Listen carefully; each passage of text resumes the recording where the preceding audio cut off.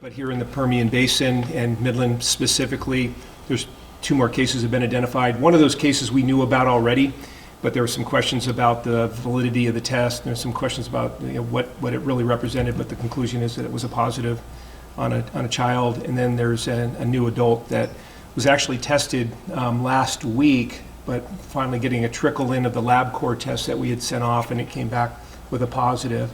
That patient remains at home and has had a continued illness, but has not gotten any worse and has been able to stay at home. I want to speak a little bit about the testing, because this is something I think is very important for us to keep in mind when you see that over the span of time that there hasn't been really a huge expansion in the amount of disease that we've been promising you would see. But there's the sensitivity of this test is not clear. Their initial information that we were receiving was from other countries is about 75% sensitive, meaning 1 in 4 people could have infection and have a negative test. It's probably even lower than that. There's an article in JAMA that's just come out that one of my colleagues told me about. I haven't had a chance to review it myself, but they tried tests from a variety of different sources, doing bronchial swabs on people that were intubated, taking nasal swabs, doing different techniques, and the highest sensitivity was 63%, which means close to a third of the patients, or more than a third of the patients, are going to have a negative test when they might actually have the disease. And colleagues around the country that I'm getting reports from, and you hear stuff, it's very sobering in some of the hotspots like New Orleans particularly. There's an emergency medicine doctor that sent out a lot of information about what they're experiencing there. And his report is that if they have the lower respiratory tract symptoms, they develop that acute respiratory distress appearance, they have the particular white blood cell count abnormalities, they meet all those parameters, then they've got COVID. No question about it. Treat them like it's COVID and go forward with that. And we're really taking that stance. We've got 19 cases in the hospital currently that are either on the medical ward or in the critical care unit. We've fortunately been able to graduate people out of the critical care unit to the medical floor. So I think we have currently 3 in the critical care unit, 1 of those on a ventilator now. So we've been improving. People are doing better. So the 1% mortality rate that we're hoping we'll see in the United States, unfortunately, the first patient we had was that 1%. So that's the kind of the good news, bad news kind of component to this. I want to emphasize that because I think it's really important going into the weekend and going into the next week that we don't have a false sense of reassurance that this isn't a big deal. It is, and it remains that way. Despite some of the positive thoughts that we all have about warmer and drier weather maybe curtail this, it may not as well. And if we get loose about our behavior and we don't continue to practice social distancing, it's going to continue to be an issue. So please work on it throughout the weekend and into next week, and let's hope that we keep this curve flat, and then we'll leave it to the mayor to figure out how to deal with the resurgence of life as normal when we get to that point. But it's not now. It's probably not next week or the following week. It's probably a month away or more. But let's stay the course, please. Everybody stay on track with that. It's really important. I want to say a little bit about drug therapy because that seems to be a recurring theme to a lot of people. And I just want to make a couple of points about that I think are important to be aware of. We got 3 different pathways to find things that we might be able to do to either stop this disease or improve this disease.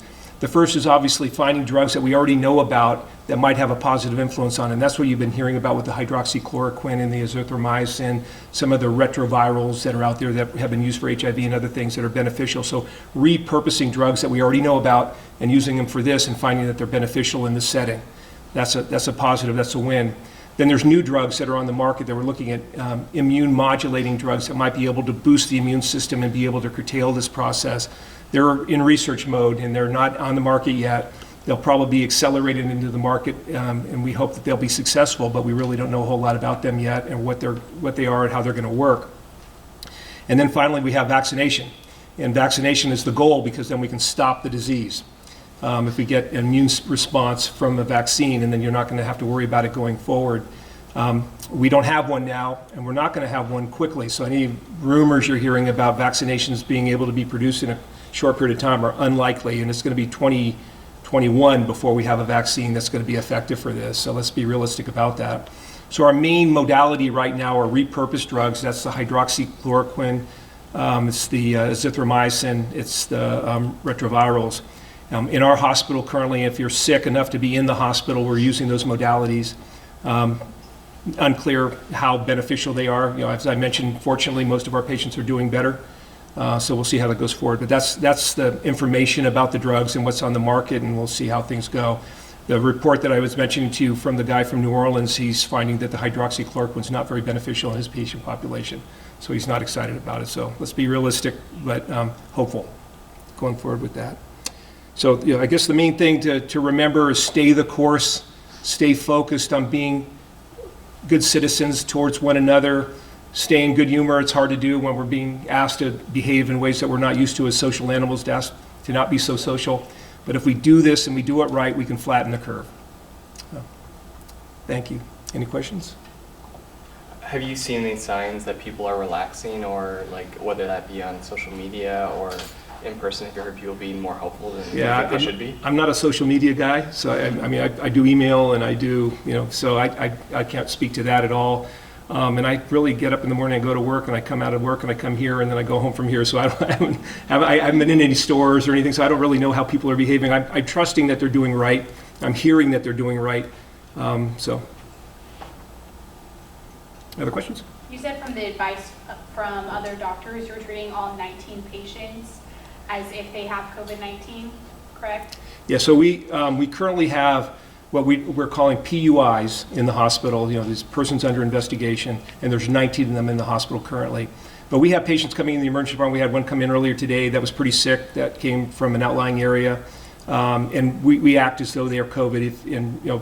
3 months ago, 4 months ago, that same patient came in, we would have been acting differently.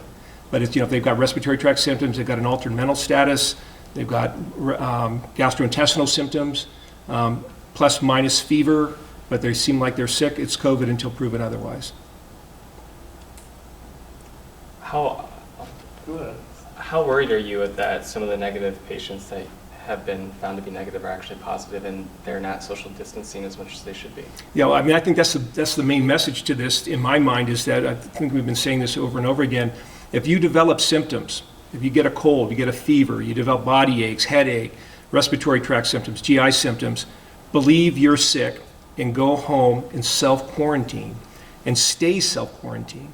Stay self-quarantine until you are asymptomatic, and make sure that there's been at least a week in that window, and have no fever for 3 consecutive days, and have no more or improving respiratory tract symptoms before you release yourself from self-quarantine.